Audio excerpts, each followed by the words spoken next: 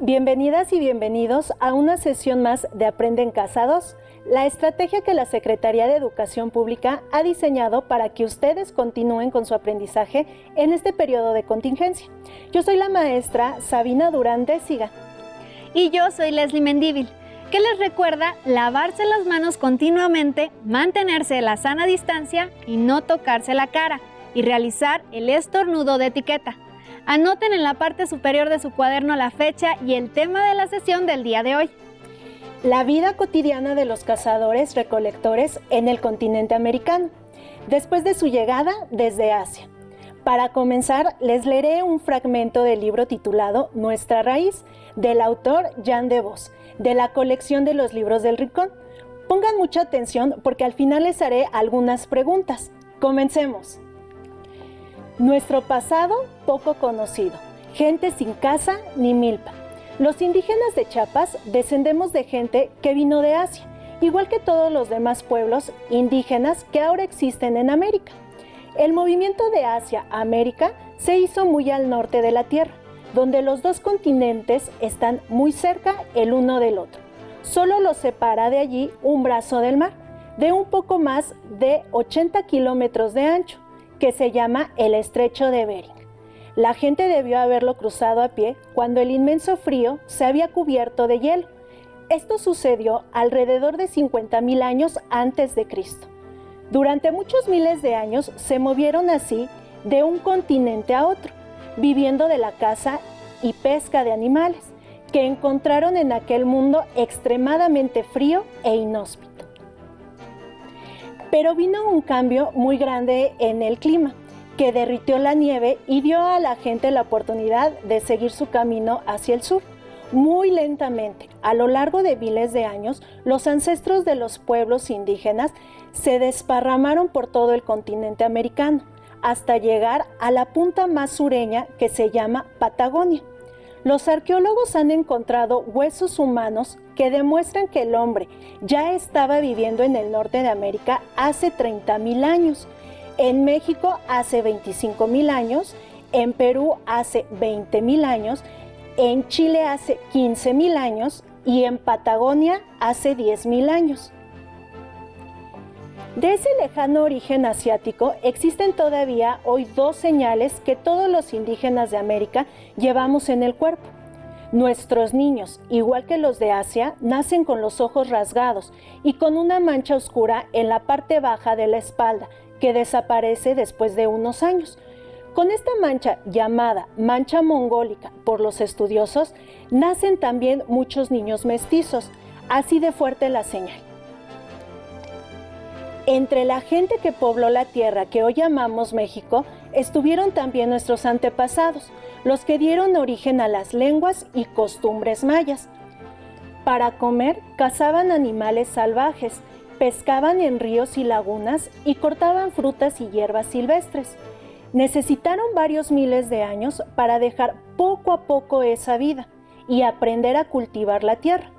Hicieron ese cambio lento entre los años 7,000 y 5,000 a.C. En este largo periodo descubrieron una planta que ahora todos conocemos y apreciamos, el maíz. Era una mata que solo crecía en estado silvestre y su fruto no era más grande que el dedo pequeño de la mano. El esfuerzo de domesticar el maíz tomó mucho tiempo y la prueba de su primer resultado no se encuentra en Chiapas, sino en el valle de Tehuacán, cerca de Puebla. Allá se descubrieron en 1961 los restos secos de la mazorquita más antigua que conocemos. Tenía entre 6,000 y 7,000 años. Fue encontrada en una capa de tierra que cubría el piso de una cueva que la gente utilizaba entonces como refugio. Los habitantes antiguos de esa caverna deben haber comido aquellos primeros elotitos junto con otras hierbas y plantas, algunas frutas, caracoles de río y carne de pescado y animal silvestre. En tierras mayas, el descubrimiento más temprano de restos de maíz comestible se hizo en la orilla del lago de Petexil, en Guatemala. Por eso sabemos que nuestros antepasados lo cultivaban seguramente a partir de 3,000 años antes de Cristo. Para Chiapas no existe una prueba parecida, pero en la cueva de Santa Marta, cerca de Ocosocuautla, han sido encontrados metates y manos de metate, instrumentos para moler granos de maíz, que son de la misma época. Por cierto, la cueva de Santa Marta es como un museo natural en donde podemos aprender, con la ayuda de los arqueólogos, qué tipo de alimentación y herramientas tenían nuestros antepasados que vivían en el pasado poco conocido. Tiene 10 capas de resto de ocupación humana, que duró de 7000 años antes de Cristo hasta el momento de la conquista española en 1500 después de Cristo. Las excavaciones hechas por los arqueólogos permitieron dividir las 10 capas en 2 partes. Las 5 primeras, es decir, las más recientes, fueron dejadas por gente que vivía en la cueva desde 1000 años antes de Cristo y ya conocía la alfarería y la agricultura. En cambio, las 5 más profundas indican que la cueva estuvo ocupada de 7000 a 1000 años antes de Cristo por gente que vivía de la caza, de la pesca y de la recolección de frutas. Se encontraron caracoles de agua dulce y huesos de tortuga, ardilla, iguana y armadillo. La aparición de puntas hechas de piedra o de hueso animal en la 4ª capa nos dice que los ocupantes de la cueva aprendieron a cazar también animales más grandes y más rápidos, como el venado y el pecarí. ¿Qué les pareció esta lectura? ¿Se imaginan cómo estas personas se llenaron de valentía para enfrentar lo desconocido, desafiando las condiciones climáticas, avanzando por zonas geográficamente desconocidas, con muy pocas herramientas para su protección? Seguro que fue una gran travesía. Seguro que sí. Vamos a darle paso a nuestra primera actividad. A continuación les pido que, por favor, anoten las siguientes preguntas en su cuaderno y las contesten con la información que acabamos de leer. Según el autor, ¿por qué razón la gente cruzó el estrecho de Bering?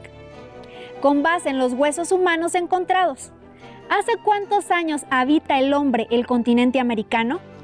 Antes de que el hombre cultivara la tierra, ¿cómo se alimentaban?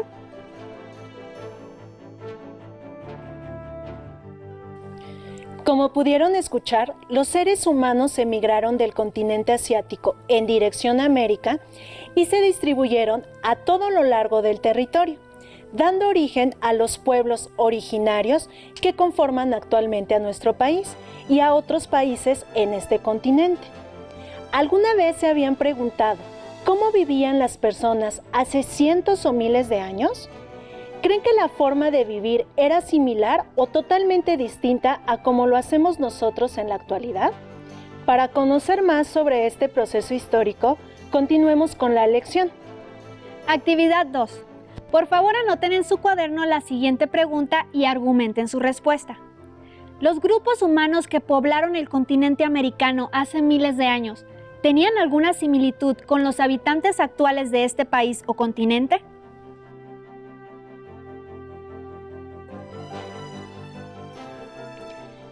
Para comenzar, les menciono que trabajaremos con el periodo del tiempo llamado prehistoria. Este comprende desde el origen del ser humano sobre la Tierra hasta la invención de la escritura. Para poder estudiar este periodo es necesario recurrir a los vestigios descubiertos por los arqueólogos y al análisis que de ellos hacen, pues no existen datos escritos que nos expliquen este periodo. También quiero mencionar que los historiadores manejan distintas divisiones de este periodo.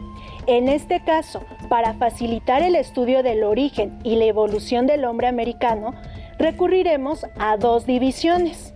La primera de ellas es el Paleolítico, caracterizado por la presencia de grupos humanos que iban de un lugar a otro en busca de alimento, es decir, que eran nómadas.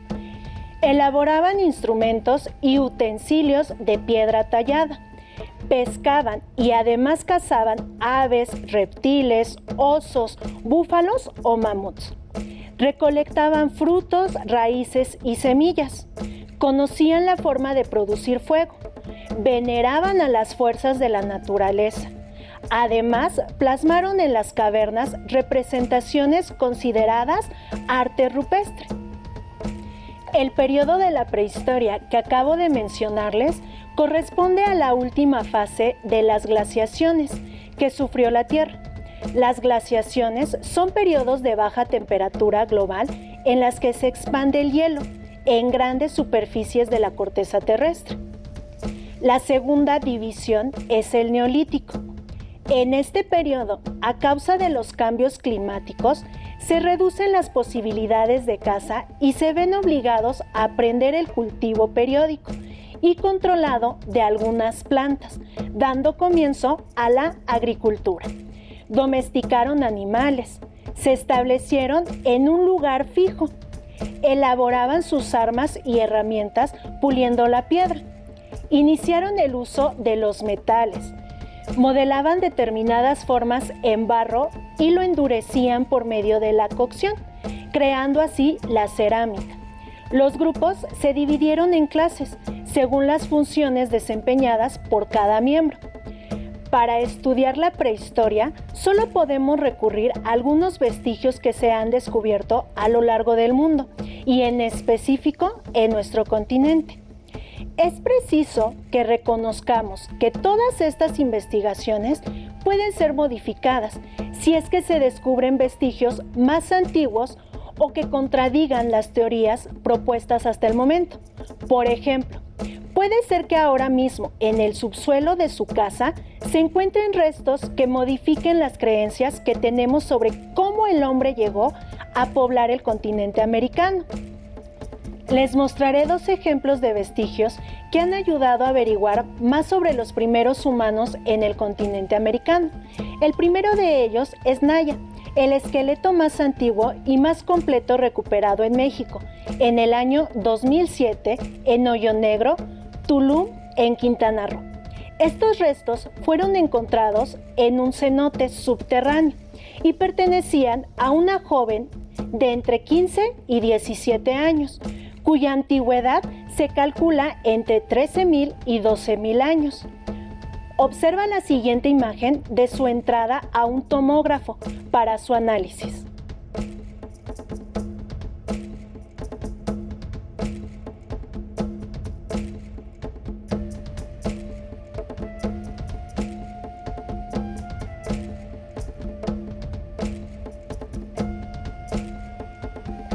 El otro ejemplo del que quiero hablar es el de Monteverde, en Chile. Este es un sitio donde se sigue investigando hasta nuestros días. En él hallaron objetos a los que se les estima una antigüedad de 14,000 años. Objetos de caza, trozos de carne, cuero animal, papas silvestres, plantas medicinales y una pisada humana, entre otros artefactos. Monteverde sembró dudas y modificó las fechas sobre cuándo emigraron los primeros pobladores de América, ya que su descubrimiento supera las fechas de los hallazgos de vestigios arqueológicos del norte del continente. Por eso les menciono que según los descubrimientos que se van dando, se modifican las teorías o creencias que se tienen sobre la presencia de los seres humanos en el continente americano. Actividad 3. En su cuaderno dividan la hoja en 2 partes iguales. En un lado escriban Paleolítico y en el otro Neolítico. Realicen en cada espacio un dibujo con las características de cada una de las divisiones de la prehistoria. Acompañen sus dibujos con palabra clave que lo explique mejor. Cuando terminen, observen si predominan las diferencias o las similitudes.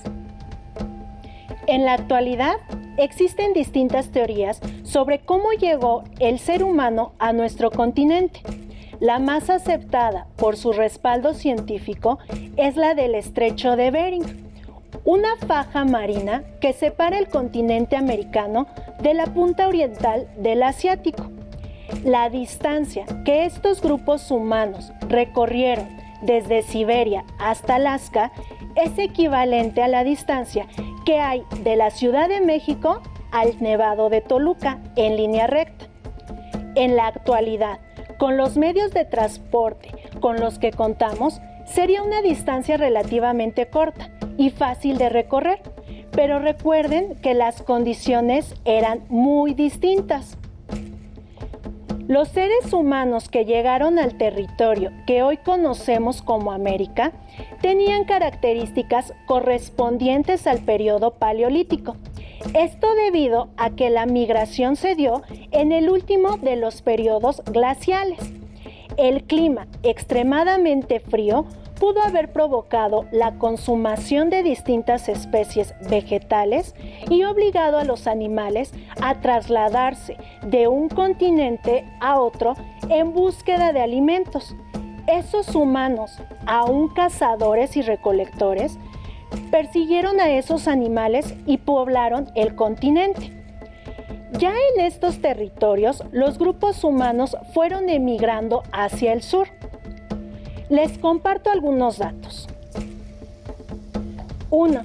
Estos grupos practicaban la caza, la pesca y la recolección.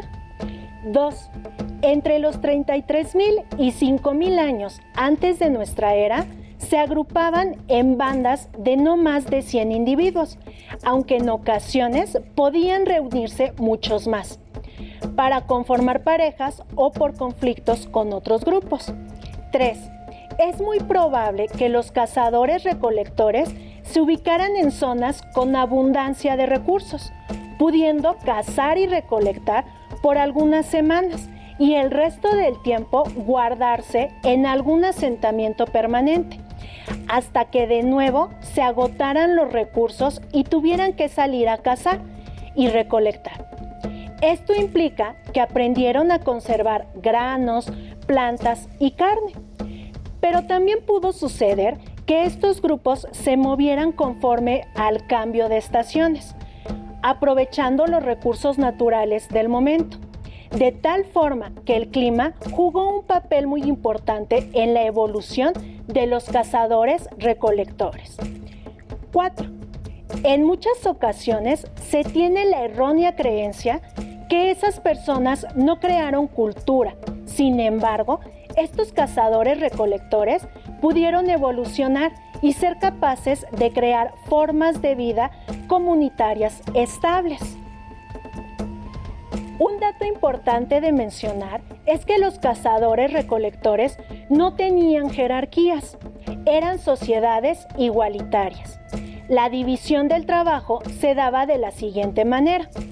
Los hombres realizaban las actividades de cacería, las mujeres la recolección y los niños y ancianos colaborando en las actividades cotidianas del grupo. 6. La domesticación de algunos animales y plantas fue lenta y paulatina.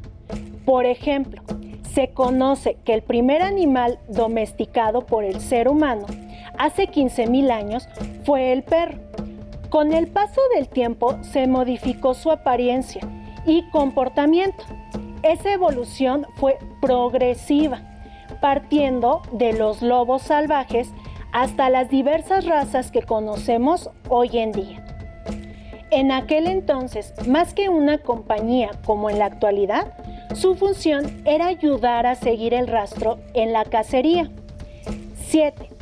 Aun y cuando ya realizaban la domesticación de plantas y algunos cultivos, no abandonaron la cacería y eran parcialmente sedentarios.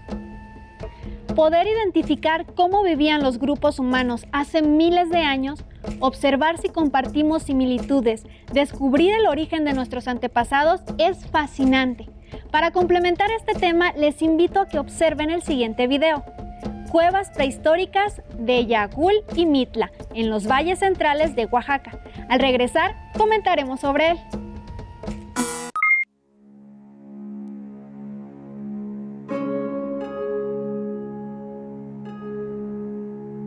La historia del poblamiento de América comenzó a escribirse alrededor de 50.000 años atrás, cuando el hombre cruzó el océano en busca de comida y nuevos refugios.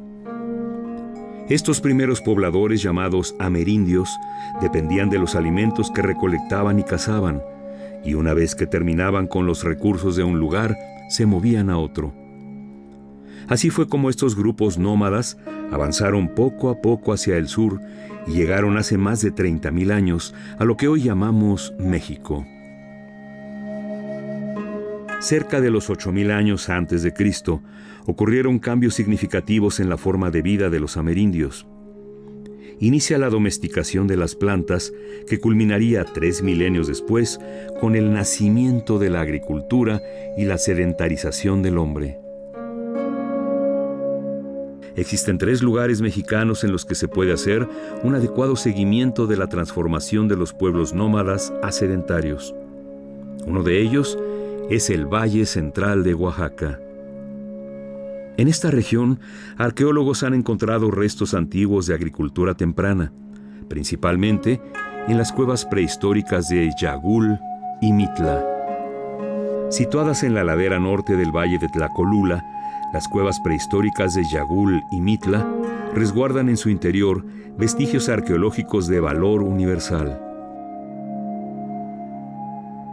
El complejo se integra por 120 sitios de 12,000 años de antigüedad, entre cuevas, abrigos rocosos, campamentos abiertos y piedras con motivos pictóricos, en una extensión que comprende más de 5,000 hectáreas. Una de las cuevas más prodigiosas es Guilana Kitz. En ella se hallaron semillas de calabaza con más de 10,000 años de edad, descubrimiento que se ha convertido en el testimonio más antiguo de plantas domesticadas en el continente americano. También se encontraron fragmentos de espigas de maíz, que actualmente son los restos más viejos del cultivo de esta planta, y semillas de frijol de más de 8,000 años. Pero la riqueza de los descubrimientos no se limita a semillas y plantas. En otros refugios, como la cueva Yeoshi, se han identificado huesos de animales prehistóricos y herramientas de piedra. Objetos que nos explican la relación que establecieron estos hombres con su entorno.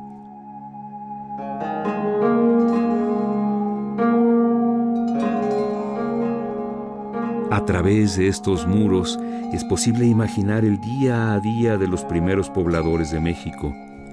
¿Qué comían? ¿Qué cazaban? ¿Cómo vivían?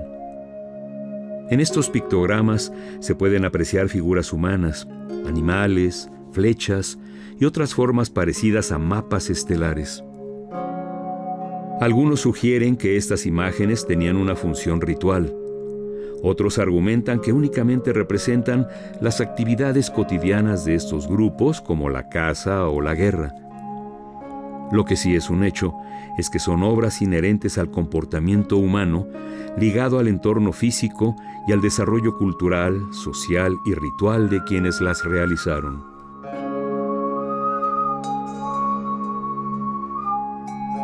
Ante lo que significa para la historia de la humanidad, los hallazgos en las cuevas de Yagul y Mitla, el 1 de agosto de 2010, fueron declaradas por la UNESCO Patrimonio Mundial en la categoría de Paisaje Cultural.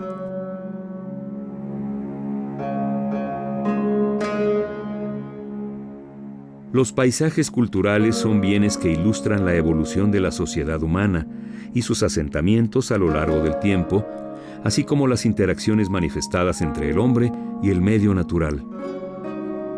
Y estas cuevas permiten comprender el proceso civilizatorio, no solo en México, sino en el resto del continente americano, ya que a través de ellas podemos dilucidar sobre el desarrollo de la agricultura, que es la base de la formación de grupos sedentarios y el posterior nacimiento de las civilizaciones mesoamericanas.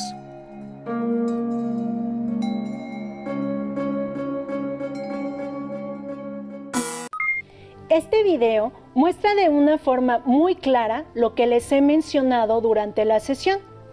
Lo que conocemos de la prehistoria está en constante cambio, pues de forma continua se descubren elementos que complementan o modifican lo que se ha reconstruido hasta el momento. Actividad 4. Escribe en un par de renglones tu reflexión y opinión sobre los pictogramas encontrados en Yagul y Mitla. Guíate con esta pregunta. ¿Crees que esas imágenes se refieren a cuestiones rituales o son reflejos de las actividades cotidianas de esos grupos? Argumenta tu respuesta.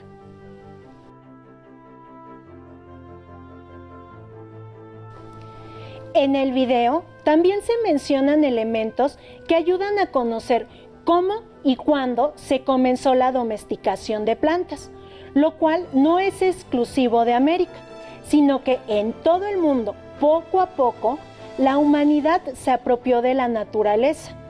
Conozcamos sobre ello la opinión de Jan de Vigny, reconocido paleontólogo. Señala: el hombre extiende su poder sobre la naturaleza y se apropia de ella cada vez más. Asistimos al nacimiento de la propiedad. Nos apropiamos de los animales. Eso es evidente y es la expresión de una modificación de la mentalidad humana. De eso no cabe duda.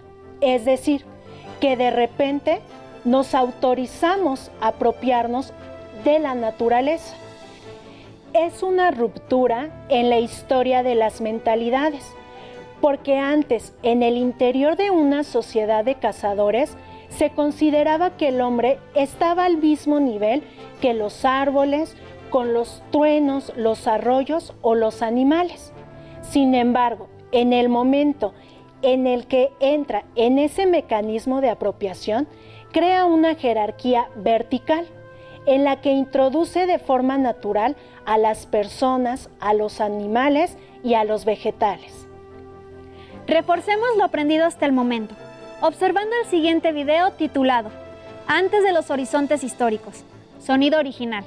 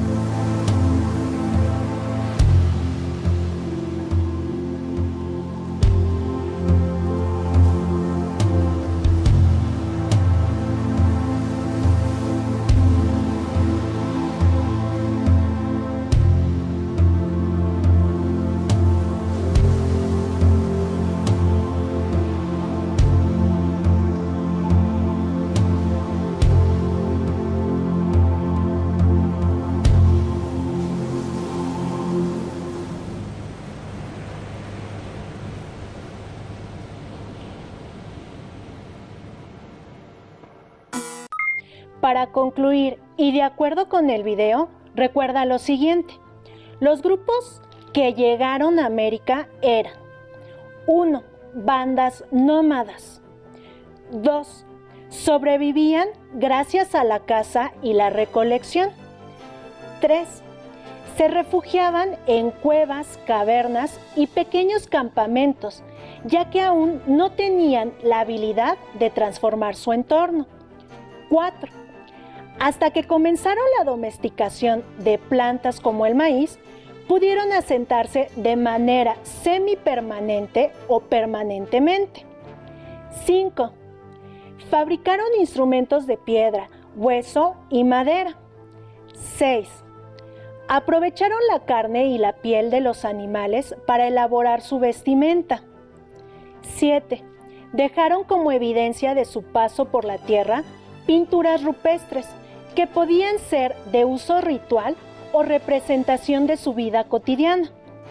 Para finalizar, les reto a que investiguen si en su comunidad existen vestigios de la prehistoria. Con la información recabada, realicen una infografía en su cuaderno. Si no existieran cercanos a ustedes, seleccionen uno que les llame la atención. Al terminarlo, compartan con su familia el trabajo. Para conocer más de esta temática, pueden realizar una visita virtual al Museo Nacional de Antropología e Historia en su sala del Poblamiento de América. Además, pueden recurrir a su libro de texto. Recuerden que al inicio pueden encontrar el índice para conocer la página exacta. Listo, terminamos, pero aún nos queda mucho por explorar y descubrir. Así que nos vemos pronto aquí en Aprende en Casa 2. Hasta la próxima.